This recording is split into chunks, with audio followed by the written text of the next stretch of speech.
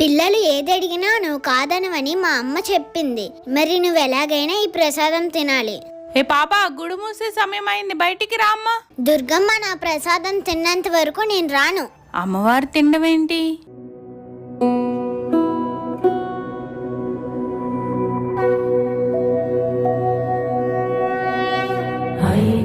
Nandini Nanditha మేదిని Vishwa Vinodini నందినుతే గిరివర Vindhya శిరోధిని వాసిని Vishnu విలాసిని జిష్ణునుతే